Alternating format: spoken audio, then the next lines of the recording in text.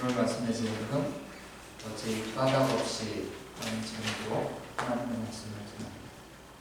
사람과 인사를 하니까요. 은혜 받으면 좋겠습니까?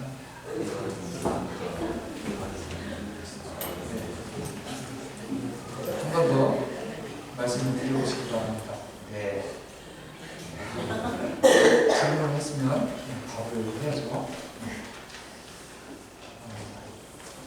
지난 주 중에 세열이가 힘든 시간을 보내고 있다는 안타까운 사연을 접했습니다.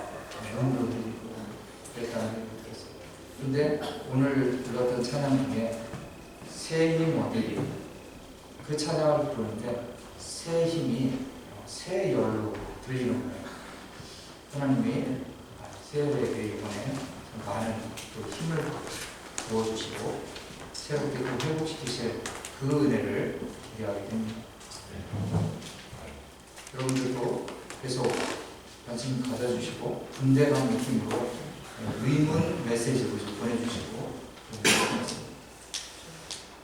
오늘 말씀에 욥이라는 사람이 나옵니다. 우리가 잘 알고 있는 욥은 참 너무 고난을 많이 당했다라고 이야기합니다. 고난을 받은 이유가 또 무언가 이 부분도 우리가 이미 알고 있는 부분도 있고 그렇습니다. 그런데 우리가 놓쳐서는 안 되는 그 부분이 욥기 1장 1절 말씀이 어떻게 가능했을까라는 물음이 앞서야 된다고 봅니다. 1장 1절을 한번 읽어볼까요? 1장 1절에 보면 다 같이 읽어보겠습니다. 시작. 우스 땅에 욥이라 불리는 사람이 있었는데 그 사람은 온전하고 정직하여 하나님을 경외하며 악에서 떠난 자라. 아멘. 욥은 먼저 하나님을 경외한 자로 설명하고 있습니다. 성경의 인물들을 우리가 볼 때 그 사람을 본받아야지, 그 사람을 본받아야 돼 라는 그 부분들이 먼저 앞서면 문제가 됩니다. 그 사람의 행위가 앞서는 것이 아니라 하나님이 그 사람을 어떻게 만나 주셨는가가 먼저라는 것입니다. 우리가 하나님을 예배할 때 왜 예배하러 나옵니까? 하나님이 우리에게 먼저 찾아와 주시고 우리를 간섭해 주셔서 하나님을 경외할 수 있는 자들로, 하나님을 예배할 수 있는 자들로 이끄셨기에 가능하다는 것입니다. 하나님은 끊임없이 일하고 계시죠. 성령 하나님께서 우리에게 베풀어 주시는 그 은혜가 있기에 하나님을 이 시간도 예배하러 나온 줄 믿습니다. 이 시간 우스 땅에 욥이라 하는 사람이 등장을 하는데 욥이라 불리는 사람, 그 사람은 온전하고 정직하여 하나님을 경외하며 악에서 떠난 자 이렇게까지 표현하고 있습니다. 그런데 이 내용이 욥에 대해서 설명할 때 온전하고 정직하여 하나님을 경외하며 악에서 떠난 자라는 표현이 1장 8절에도 하나님이 직접 언급하시는 내용이 나옵니다. 1장 8절 한번 볼까요? 1장 8절에 보면 여호와께서 사탄에게 이르시되 네가 내 종 욥을 주의하여 보았느냐? 그와 같이 온전하고 정직하여 하나님을 경외하며 악에서 떠난 자는 세상에 없느니라. 그리고 이 앞부분에는 없지만 파워포인트는 없는데 성경을 가지고 계신데 2장 3절을 한번 찾아봅시다. 2장 3절에도 보면 하나님께서 똑같이 이 부분에 대해서 언급해 주고 있는 것을 봅니다. 다 같이 한번 읽어보겠습니다. 시작. 여호와께서 사탄에게 이르시되 네가 내 종 욥을 주의하여 보았느냐? 그와 같이 온전하고 정직하여 하나님을 경외하며 악에서 떠난 자가 세상에 없느니라. 네가 나를 충동하여 까닭 없이 그를 치게 하였어도 그가 여전히 자기의 온전함을 굳게 지켰느니라. 욥에 대해서 설명할 때 우스 땅 사람이라고 먼저 언급하고 난 이후에 내면에 대해서 설명하고 있는 것이 바로 온전하고 정직하여 하나님을 경외하며 악에서 떠난 자, 이렇게 표현하고 있는 거예요. 성경에 보면 여러 가지 표현을 할 수 있잖아요. 세상적으로는 사람에 대해서 소개할 때 어떻게 소개를 할 수 있겠습니까? 이곳에 사람이 없을 때 누구를 소개한다면 그 사람은 잘생기고, 그 사람은 누구처럼 잘생겼고 키도 어느 정도 되고 그 사람이 가지고 있는 뭐가 장점이 있고 뭐 이런 부분들이 설명하기에 더 좋은 부분이 아닌가 싶습니다. 그런데 성경에서 욥에 대해서 이야기할 때 욥이 키가 크다, 키가 작다, 몸무게가 많이 나간다 뭐 이런 얘기 하잖아요. 그가 많이 배웠다 이런 얘기 하지 않고 오직 하나님께 초점이 맞추어진 온전한 그 모습과 정직한 모습, 하나님을 경외하며 악에서 떠난 자, 그가 어떻게 하나님을 만났길래, 어떻게 하나님께서 그에게 은혜를 베풀어 주셨길래 그 악에서 떠난 자로 이 세상을 살아갈 수 있는 자가 되었을까 하는 물음이 우리에게 다시 한번 도전이 되는 것이죠. 그런데 우리는 항상 기억해야 되는 것은 과연 우리는 하나님 보시기에 어떤 모습으로 살아가고 있는가? 하나님이 그렇게 표현하시는 욥, 내 종 욥이라고 이야기를 하면서 내 종 누구? 옆 사람이 그렇지 않아요? 여러분들이 그렇지 않아요? 하나님이 나의 종 세정, 나의 종 연루, 나의 종 민진일. 하나님께서 보실 때 정말로 온전하고 정직한 하나님을 경외하며 악에서 떠난 자, 이 세상은 너무나 악이 많아요. 너무나 악한 그러한 일들이 일어나고 있고 그 유혹이 너무나 많은 세상이라는 거예요. 그럼에도 불구하고 악에서 떠난 자로 살 수 있다. 하나님을 철저하게 신뢰하고 신실한 그 하나님을 붙잡고 살아가는 자만이 악에서 떠난 자로 살아갈 수 있는 줄 믿습니다. 하나님을 경외하는 것, 잠언 1장 7절이죠. 여호와를 경외하는 것이 지식의 근본이다 하고 말씀하죠. 하나님을 경외하는 자, 하나님을 경외하는 그 삶이야말로 이 세상에서 어떠한 지식, 지혜, 그것과 바꿀 수 없는 지혜의 근본이다라고 이야기를 하는 거예요. 이 세상에 우리가 살아갈 때 하나님이 우리의 경외의 대상자요, 또한 하나님 앞에서 바르게 살아가는 자로 그렇게 날마다 살아가는 것이 우리에게는 너무나 소중하고 필요한 부분이다 라고 이야기하는 것입니다. 그리고 2절에 보면 욥은 어떠한 가족을 이루었습니까?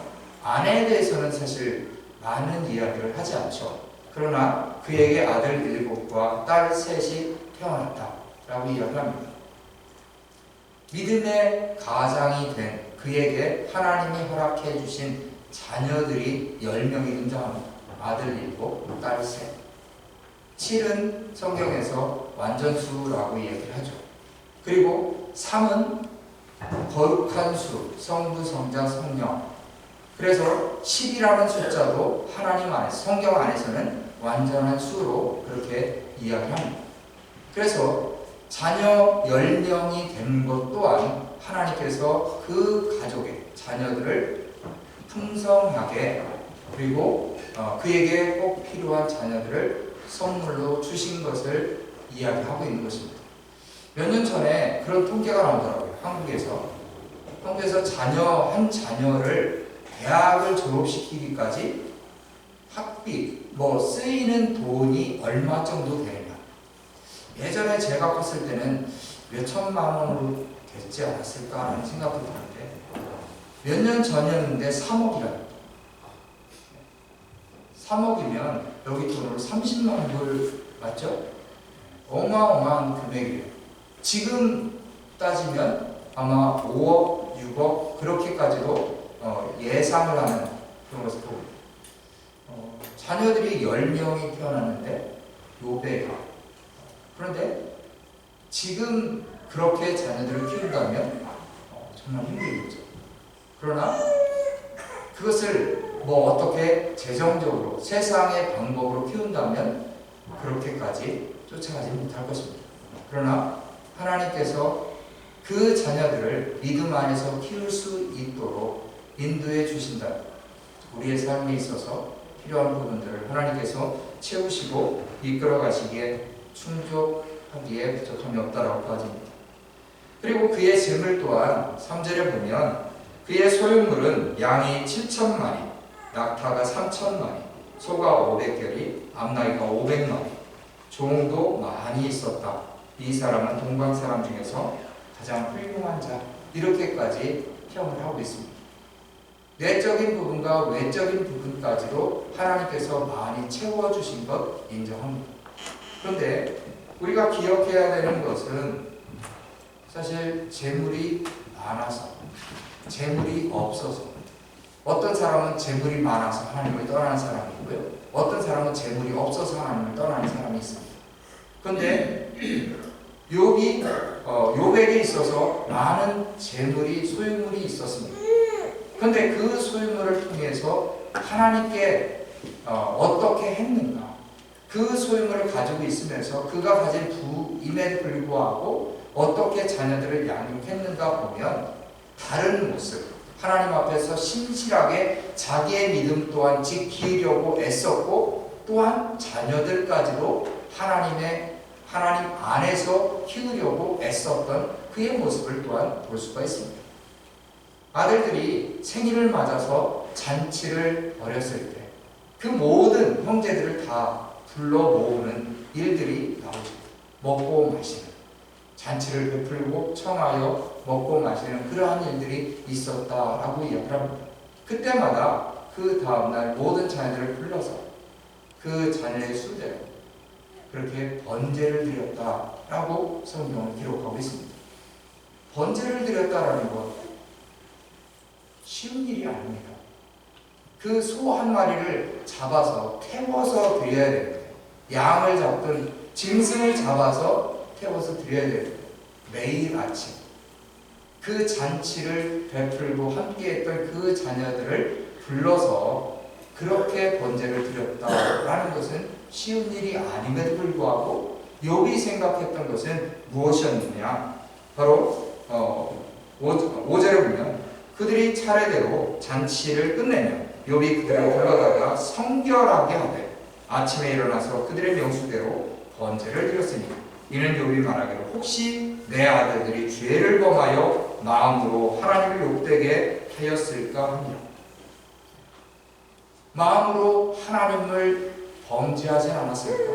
죄를 범하지 않았을까? 라는 그런 생각이 앞섰던 욥.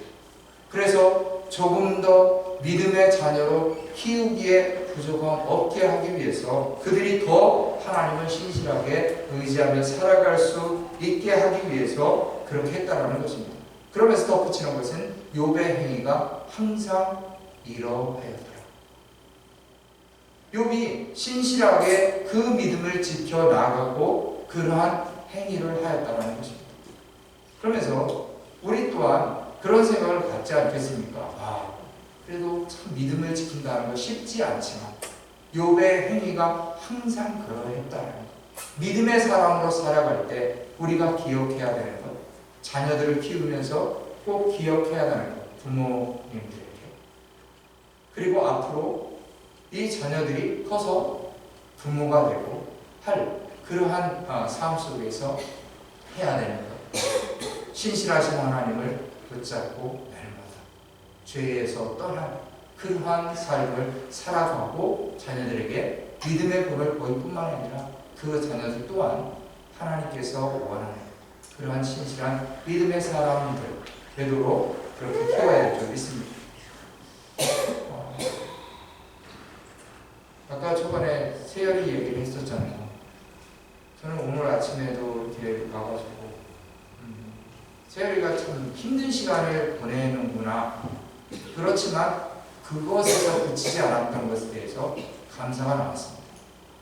아침에 7시 반쯤더라고요.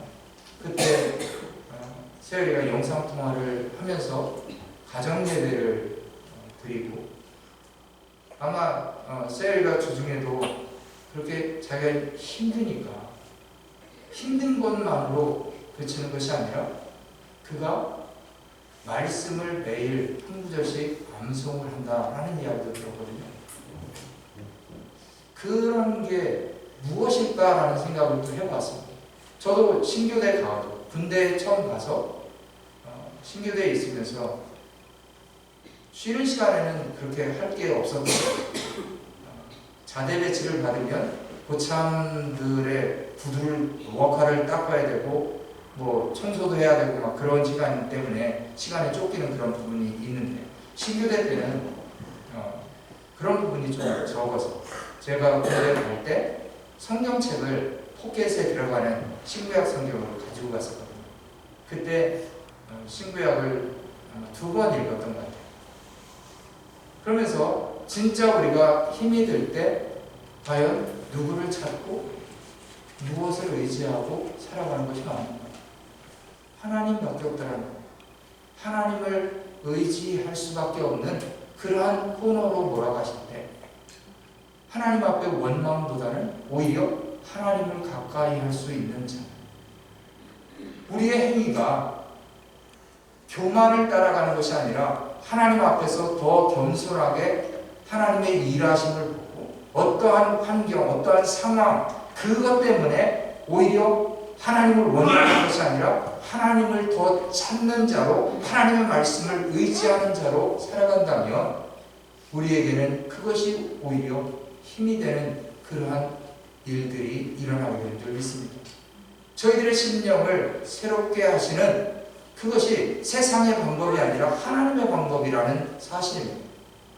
욥은 자녀들을 키우면서 사실 지금 고난 당하기 전의 상황인 거죠. 욥에게 여전히 그가 붙잡고 하나님을 만난 이후에 그의 삶이 항상 그러했다라는 것, 하나님을 제대로 만난 것이죠. 제대로 만나서 하나님을 믿는다라는 것, 하나님을 의지하며 살아간다라는 것, 변치 않고 욥의 행위가 항상 이러하였더라. 우리는 어떻습니까? 우리의 삶 또한 되돌아볼 필요가 있는 것이죠. 우리의 삶이, 우리의 행위가 매일매일 그러한 것, 매일매일 자녀들을 위해서 기도할 줄 알고, 자녀들 또한 어떻게 하면 하나님 앞에서 신실하게 악을 떠나는 그러한 자, 마음으로 하나님 앞에 죄를 범하는 자가 아닌 자로 이 세상에 너무나 많은 유혹 가운데 살아가지만 그것을 포기하고 우리의 힘으로 되지 않기에 하나님을 의지하고 하나님께 기도하며 나아가는 것이죠. 그때마다 우리를 붙잡아 주시고 우리에게 다시 한번 힘을 주시는 그 하나님. 너가 내 종 욥을 구하느냐. 하나님이 사탄에게 했던 말처럼 우리 한 사람 한 사람을 어떻게 하고 계신 거예요? 하나님도 다 주목하여 보고 계신 거라는 거죠. 내 종, 내 종, 우리 한 사람 한 사람을 주목하여 보고 계신 그 하나님을 기억해야 될 줄 믿습니다. 6절 말씀 한번 보도록 하겠습니다. 6절부터 8절까지 한번 보겠습니다. 6절부터 8절입니다.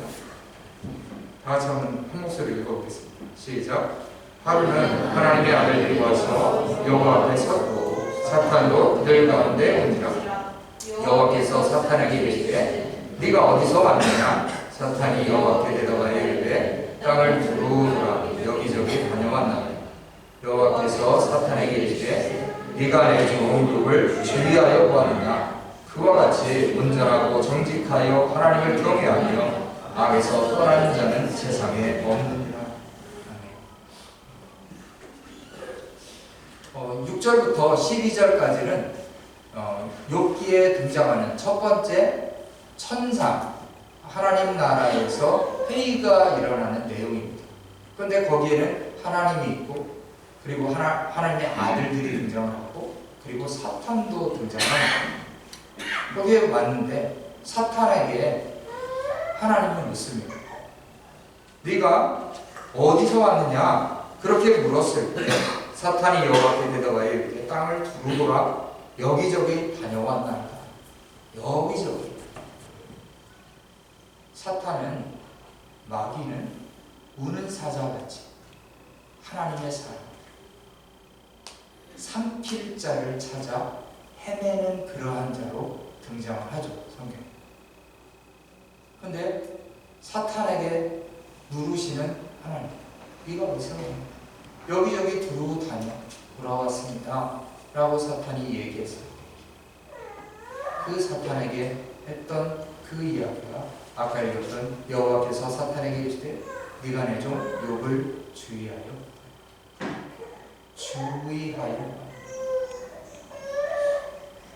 똑같이 하나님도 보고 계셨고 사탄도 욥을 보았다는 것입니다. 분명히 우리가 알고 있고 기억해야 되는 것은 하나님은 여전히 시간과 공간의 제한 없이 우리 모든 사람들을 지켜보고 계십니다. 주목하여 보고 계십니다. 그 하나님 앞에서 벗어날 자는 아무도 없습니다. 사탄 또한 우리를 주목한다는데 욥을 보았듯이 그렇게 우리를 주목하고 있는 것을 기억해야 합니다. 그러나 주목하는 이유가 하나님과 사탄은 다르다는 것입니다. 하나님은 주목하는 이유가 무엇입니까? 눈동자같이 지키시는 하나님, 그 하나님은 우리를 보호하고 계시는 분, 우리를 지키시는 하나님, 우리를 인도하시는 하나님, 그렇게 말씀하시지만 사탄은 어떻게 하죠? 우리를 무너뜨리려고 하는 그러한 사탄이라는 것입니다. 우리의 잘못을 고에 맞춰서 그렇게 심판받게 하는 사탄, 참소한다라고 이야기합니다. 근데 그 하나님과 사탄이 주목했던 그 욥이 분명한 사실은 온전한, 정직한, 그리고 하나님을 경외한 자, 악에서 떠난 자, 그렇게 하나님은 확신했다는, 하나님은 그 욥을 그만큼 믿고 계셨던 거예요. 하나님이 저희들을 볼 때 어떻게 평가를 하시는가? 그 또한 매우 중요하겠죠. 우리를 주목하는 그 하나님의 눈길이 벗어나는 그러한 눈길이 아니라 항상 주목하여 바라볼 수 있는 저와 여러분들의 삶이 되기를 주님의 이름으로 축원합니다. 여러분 한 사람 한 사람이 어디를 가든지 그곳이 바로 하나님께서 그곳에서 일하시는 것을 여러분들이 체험하기를 바랍니다. 어디를 가서도 하나님께서 정말 우리와 동행하시는 분, 우리를 만나주시는 분, 우리를 내버려 두시는 분이 아니라 하나님께서 책임져 주시는 그러한 인생, 그 삶을 살아가는 저와 여러분들의 삶이 되기를 주님의 이름으로 축원합니다. 그리고 이어지는 내용은 9절과 10절에 보면 9절과 10절 한번 보겠습니다. 사탄이 여호와께 대답하여 이르되 욥이 어찌 까닭 없이 하나님을 경외하리까? 주께서 그와 그의 집과 그의 모든 소유물을 울타리로 두르신 때문이 아니니까. 주께서 그의 손으로 하는 바를 복되게 하사 그의 소유물이 땅에 넘치게 하셨음이니이다. 저는 지지난주였던 지지난주부터 까닭 없이 제 마음판에 자꾸 이렇게 부딪혔던 그런 단어들이 까닭 없이, 아까 찬양을 불렀던 무화과 나무 잎이 하박국 선지자 그 하박국 3장 17절 18절, 그리고 다니엘서 3장 16절부터 18절, 다니엘의 세 친구들이 고백했습니다. 우리는 절대로 금신상에게 절하지 않겠습니다. 하나님은 분명히 우리를 이곳에서, 왕에게서 구해주실 분입니다. 그리 아니하실지라도 저희가 우상에게 절하지 않겠습니다. 오히려 풀문불에 저희가 들어갑니다. 과연 우리의 신앙은 무엇입니까? 까닭 없이 어떻게 하나님이 베풀어 주셨기에, 어떻게 해 주셨기에, 우리의 삶에 무언가 물질로 채워 주셨기에, 무언가 우리에게 복이라는 세상의 복으로 채워 주셨기 때문에, 아니면 건강 주셨기 때문에, 명예를 주셨기 때문에, 어떠한 까닭이 있어서 혹시 하나님을 믿고 있지는 않아요. 하나님은 나에게 어떤 분이에요? 하나님께서 지금까지 신실하게 이끌어 가시는 그러한 방법, 그 이유 과연 무엇인가? 사탄을 통해서 저에게 말씀하시는 물음 같았습니다. 사실 어찌 까닭 없이 하나님을 경외하겠습니까? 어찌 까닭 없이 저런 상황 가운데 목회를 할까요? 제가 기억하는 날짜가 있어요. 언제냐면 2013년 8월 넷째 주일, 2018년 11월 둘째 주일.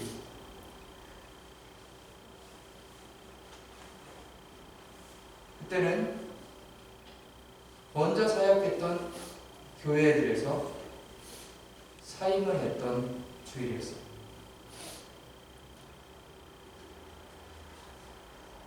그런 시간들을 쭉 회상을 해보게 되고, 돌아보면서 하나님이 나를 어떻게 해주셨지?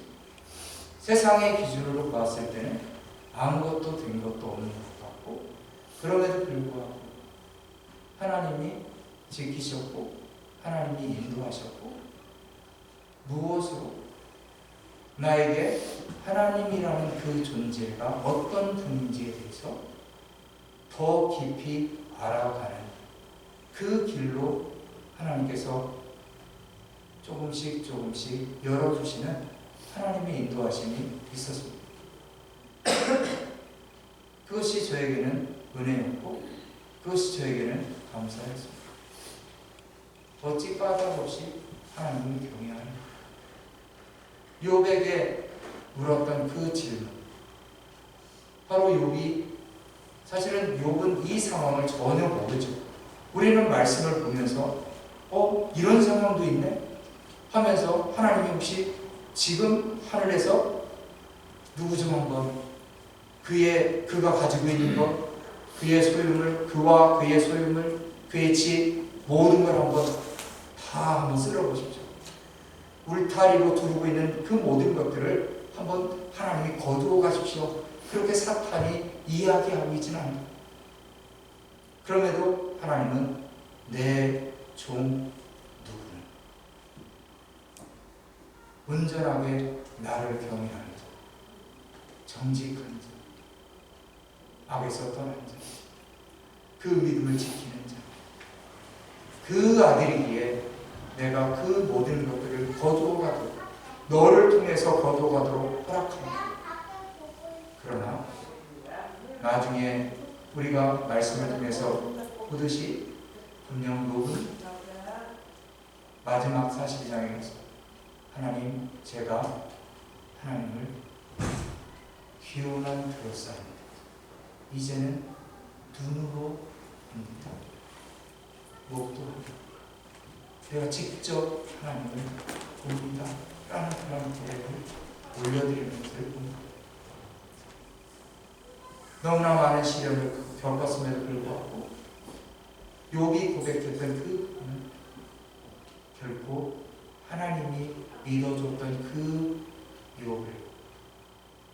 욥에게 이끌어 가셨던 하나님의 손길이 있었음을 우리는 기억합니다. 저와 여러분들에게도 동일하게 역사하시는 줄 믿습니다. 울타리로 하나님은 우리를 지키시고 보호하십니다. 그러나 참된 믿음은 하나님이 허락해 주셨다라고 생각되어지는 그 울타리, 그것을 다 거두어 가도 누구 때문에? 하나님 한 분, 무화과나무 잎이 마르니 모든 것이 없어도 어떻게 된다고요? 날 구원하실 그 하나님으로 인하여 내가 기뻐하리다. 우리가 기뻐하고 감사하고 하나님 안에서 살아가야 되는 것,